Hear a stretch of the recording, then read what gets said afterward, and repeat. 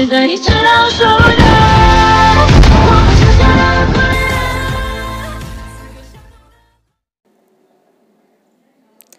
नमस्कार दोस्तों, एक बार फिर से आप सभी का स्वागत है श्री कृष्णा कोचिंग सेंटर के एक और नए वीडियो में। दोस्तों, इससे पहले ज्योग्राफी की हमने 2 वीडियो अपलोड कर दी है, जिसमें पहली वीडियो में राजस्थान के सामान्य परिचय और दूसरी वीडियो में राजस्थान की स्थिति के बारे में चर्चा की थी। अगर वो दोनों वीडियो आपने नहीं देखी है तो डिस्क्रिप्शन में उन दोनों का लिंक मिल जाएगा, वहाँ से जाके देख लीजिएगा। दोस्तों, धीरे धीरे करते करते अपन ज्योग्राफी को कंप्लीट कर जाएंगे कुछ ही दिनों में। बस स्थिति के बारे में हमने चर्चा की थी कि स्थिति हमने ग्लोब के सापेक्ष और सूर्य के सापेक्ष 2 प्रकार से डिवाइड किया था स्थिति को। तो ग्लोब के सापेक्ष स्थिति को हमने कल डिस्कस कर लिया था। आज हम पढ़ेंगे सूर्य के सापेक्ष स्थिति। दोस्तों, सूर्य के सापेक्ष स्थिति पढ़ने से पहले मैं आपके सामने एक प्रश्न लगा रहा हूँ। इस प्रश्न को थोड़ा सा ध्यान से देखिए। अगर ये प्रश्न कर लिया तो समझ लीजिएगा आपको ग्लोब के सापेक्ष स्थिति क्लियर हो गई। देखिए, राजस्थान की स्थिति के संदर्भ में सही कथन बताना है कौन सा है।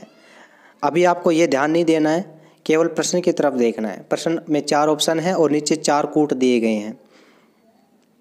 आपको बताना है कि राजस्थान की स्थिति के संदर्भ में इनमें से सही कथन कौन सा है। ए ऑप्शन दे रखा है उत्तर पश्चिमी दिशा, 2 नंबर पे दक्षिण पश्चिम दिशा, 3 नंबर पे उत्तर पूर्वी दिशा और 4 नंबर पे दक्षिण पूर्वी दिशा। कूट दे रखे हैं नीचे 1 2 3 सही है, या 1 2 4 सही है, या 1 3 4 सही है, या डी ऑप्शन पे उपरोक्त सभी सही है। उपरोक्त सभी आपको बताना है। दोस्तों, सबसे पहले आपको खुद का दिमाग लगाना है। चलिए मैं बता भी देता हूँ इसको, हालांकि मैं टिक भी लगा रखा है इस पर।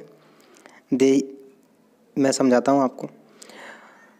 ये साइलेंट प्रश्न है, इसमें सीधा नहीं पूछा है। आपसे सीधा भी पूछ सकता है कि राजस्थान की भारत के संदर्भ में स्थिति बताइए, या राजस्थान की एशिया के संदर्भ में किस दिशा में स्थित है, या राजस्थान ग्लोब के संदर्भ में किस दिशा में स्थित है, ऐसे भी पूछ सकता है।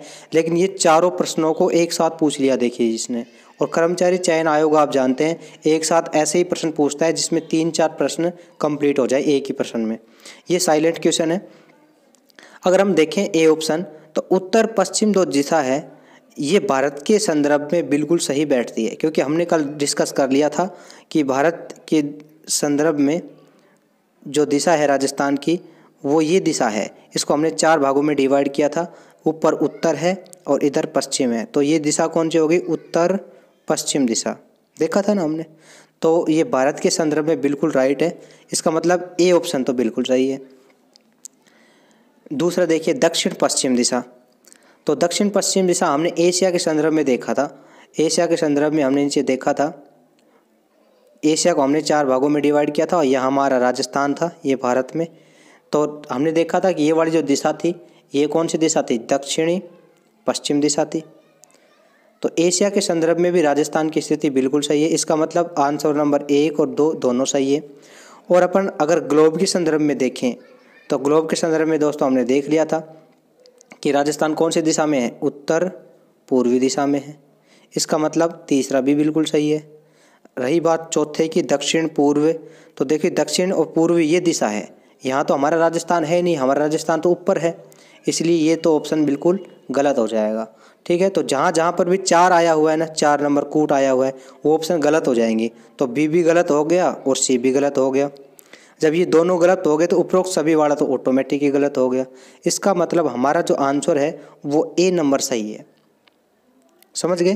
क्योंकि ए नंबर में 1 2 3 लिख रखा है। 1 नंबर भारत के सापेक्ष राजस्थान की स्थिति प्रकट कर रहा है, बी नंबर एशिया में राजस्थान की स्थिति बता रहा है, और 3 नंबर का जो ऑप्शन है वो ग्लोब में या विश्व में राजस्थान की स्थिति बता रहा है।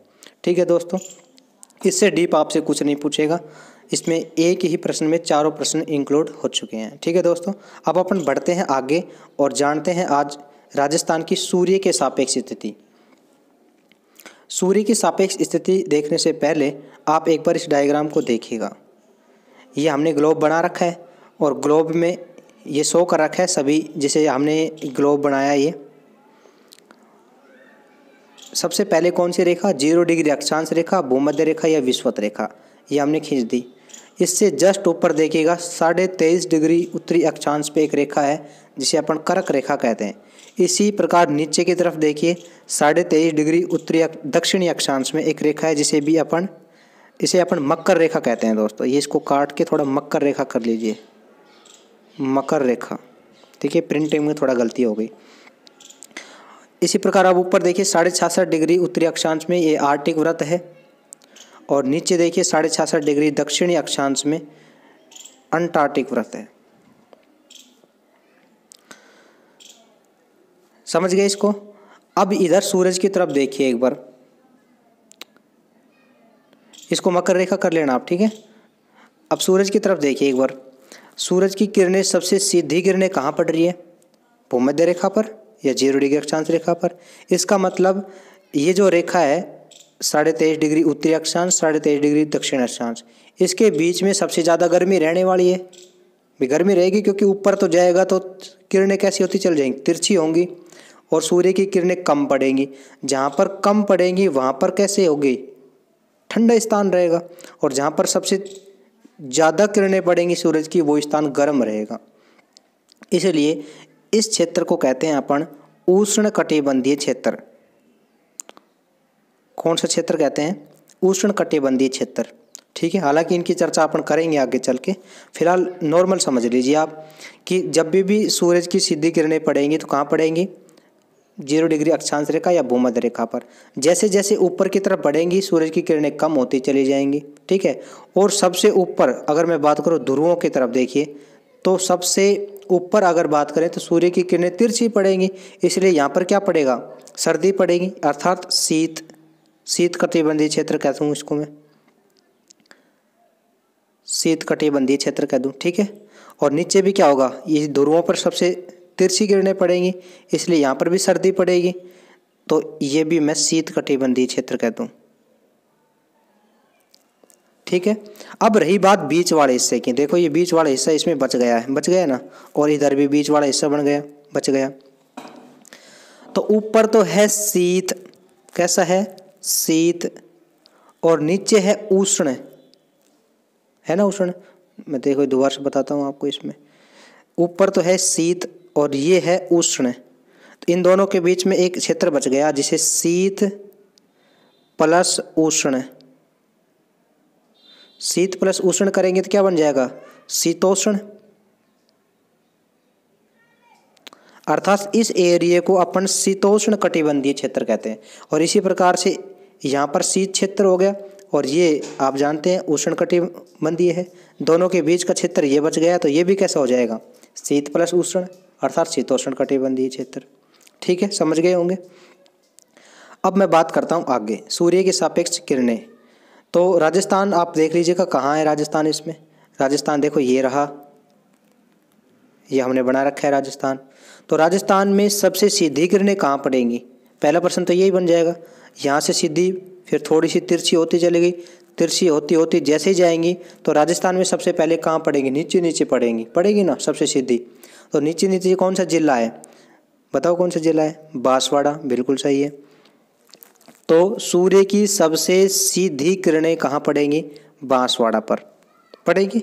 ठीक है, अब मैं और देखता हूँ एक बार। फिर देखिए सूर्य की किरणें ऊपर की तरफ जाएंगी तो तिरछी होती जाएंगी, तो हमें पता ही है तिरछी होती होती जब जाएंगी तो राजस्थान में सबसे तिरछी कौन सी पड़ेंगी? सबसे ऊपर वाले पे पड़ेगी कि नहीं? हाँ, तो सबसे ऊपर कौन सा जिला है? सबसे ऊपर है गंगानगर जिला। तो बताइए सूर्य की सबसे तिरछी किरणें कहाँ पड़ेंगी? गंगानगर पर। राजस्थान पुलिस में तो ये 2-3 बार प्रश्न आ चुका है कि सूर्य की सबसे तिरछी किरणें कहाँ पड़ती है? श्री गंगानगर में। पटवार में भी ये प्रश्न आया हुआ है कि सूर्य की सबसे सीधी किरणें कहाँ पर पड़ती हैं? बांसवाड़ा में। तो अभी तक ये कन्फ्यूजन ये बना रहता था कि सीधी कहाँ पड़ती है, तिरछी कहाँ पड़ती है। और हमें ये भी पता है कि गंगानगर में और बांसवाड़ा में पड़ती है, लेकिन ये नहीं पता कि सीधी कौन सी कहाँ पड़ती है, तिरछी। तो अब ये डाउट आपको क्लियर हो जाना चाहिए कि सूर्य की किरणें बिल्कुल सीधी पड़ती है विषुवत रेखा पर, और जैसे ऊपर की तरफ अपन बढ़ते हैं ना तो ये किरणें तिरछी होती चली जाती हैं। ठीक है, तो इधर तिरछी होती चली जाएंगी तो सबसे पहले कहाँ पड़ेंगी? हमारे नीचे बांसवाड़ा में। तो सबसे सीधी तो यहाँ होंगी, और तिरछी होती होती सबसे तिरछी किरणें कहाँ पड़ेंगी? ऊपर ही ऊपर पड़ेंगी। और ऊपर ऊपर कौन सा जिला है? गंगानगर जिला है। समझ गए दोनों बातें? ठीक है, अब आप एक बार ये देख लीजिएगा कि राजस्थान में उत्तर से दक्षिण की ओर जाने पर सूर्य का तिरछापन घटता है एवं सूर्य का सीधापन बढ़ता है। जाहिर सी बात है, ये तो देखिए नीचे मैं दिखाता हूँ आपको। ये मान लीजिए सूरज है, ठीक है, इसकी सीधी किरणें नीचे पड़ रही हैं, ठीक है, सीधी पड़ती पड़ती पड़ती सबसे सीधी कहाँ पड़ेगी? राजस्थान की अगर बात करें तो बांसवाड़ा में पड़ेगी सबसे सीधी किरणें, सीधी पड़ेंगी, ठीक है। ऊपर की तरफ होती जाएंगी, कैसी? तिरछी होती चली जाएंगी। तो सबसे तिरछी किरणें सबसे ऊपर किसके ऊपर पड़ेंगी? बोलो, सबसे तिरछी किरणें किस पे पड़ेंगी? श्री गंगानगर पर। कैसी पड़ेंगी? तिरछी पड़ेंगी। तो ये आपको और भी क्लियर हो गया होगा। लेकिन जैसे ही अपन श्री गंगानगर से नीचे की तरफ जाएंगे तो सीधापन तो बढ़ेगा, क्योंकि ऊपर तिरछी थी तो नीचे जाएंगे तो सीधी होती चली जाएंगी, सीधापन बढ़ेगा। लेकिन जैसे अपन नीचे से ऊपर की तरफ जाते हैं, इधर देखिए, इस डायग्राम में देखिए, ये सूरज है हमारा, सबसे सीधी किरणें कहाँ पड़ रही है? नीचे नीचे बांसवाड़ा में पड़ रही हैं। ऐसे फिर तिरछी होती चली जाएंगी और सबसे तिरछी किरणें कहाँ पड़ रही हैं? सबसे ऊपर, यानी कि गंगानगर पे पड़ रही हैं, ठीक है। तो जब नीचे से ऊपर की तरफ जाएंगे तो तिरछापन क्या होता जाएगा? बढ़ता जाएगा। यहाँ से सीधी है, फिर तिरछी, तिरछी और सबसे तिरछी होती चली जाएंगी। समझ गए? नीचे से ऊपर जाने पर तिरछापन बढ़ता है और सीधापन घटता है, जबकि ये जस्ट अपोजिट हो जाएगा। ऊपर से नीचे आने पर सीधापन बढ़ेगा और तिरछापन घटेगा। यहाँ पर साइड में देख लीजिए, मैंने लिख रखा है कि राजस्थान में सूर्य के सीधेपन का सही आरोही क्रम कौन सा है? आरोही क्रम, तो ये आपको बताना है। तो देखिए, सीधेपन का आरोही क्रम पूछा है इसने। तो आरोही क्रम कैसा होता है? छोटे से बड़े की ओर होता है ना। तो आपको ये बताना है कि सबसे कम सीधी कहाँ पड़ती है? तो सबसे कम सीधी गंगानगर में पड़ती है। फिर इधर नीचे सीधी होती होती और सबसे सीधी कहाँ होती है? बांसवाड़ा में। तो आरोही क्रम कैसे हो जाएगा? श्री गंगानगर हनुमानगढ़ से बढ़ते हुए नीचे की तरफ डूंगरपुर बांसवाड़ा तक। इतना आप याद नहीं कर सको तो दो तो आप याद रख ही लेना, क्योंकि ये प्रश्न तो दोनों वायरल हो चुके हैं। कौन से? कि भाई सर्वाधिक सीधी किरणें कहाँ पड़ती है, सर्वाधिक तिरछी किरणें कहाँ पड़ती हैं। तो आप इन दोनों को एक बार देखिए, फिर से देखिए। पहला प्रश्न देखिए, सूर्य की सबसे तिरछी किरणें कहाँ पड़ती है? श्री गंगानगर पर। लेकिन कर्मचारी चयन आयोग इस तरह से ऑप्शन सेट करता है कि कर्मचारी चयन आयोग गंगानगर को आपको ऑप्शन में देगा ही नहीं। समझे? कि सूर्य की सबसे तिरछी किरणें कहाँ पड़ती है ये प्रश्न दे दिया और गंगानगर ऑप्शन में नहीं मिला, तो आप किसको करोगे? तो हमेशा ध्यान रखना, गंगानगर ऑप्शन में नहीं होगा तो उसके बाद में होगा हनुमानगढ़, क्योंकि गंगानगर से नीचे कौन सा जिला है? हनुमानगढ़ है। तो उसमें अगर तिरछी नहीं पड़ेंगी तो इसके बाद तिरछी कहाँ पड़ेंगी? हनुमानगढ़ में पड़ेंगी। तो अपना राइट आंसर कौन सा हो जाएगा? हनुमानगढ़। तो दोस्तों इस बात को भी आप ध्यान रखिएगा। इसी प्रकार सूर्य की सबसे सीधी किरणें कहाँ पड़ती हैं? आप जानते हैं बांसवाड़ा पर पड़ती है, ये सभी जानते हैं क्योंकि ये प्रश्न बहुत बार आ रही है। लेकिन बांसवाड़ा आपको ऑप्शन में नहीं दे तो कौन सा करोगे? बांसवाड़ा से ऊपर वाला। बांसवाड़ा से ऊपर कौन आता है? डूंगरपुर। समझ गए? ये दोनों को भी आपको ध्यान रखना है। चलिए मैं नीचे की तरफ चलता हूँ और आपसे अब एक प्रश्न पूछता हूँ मैं।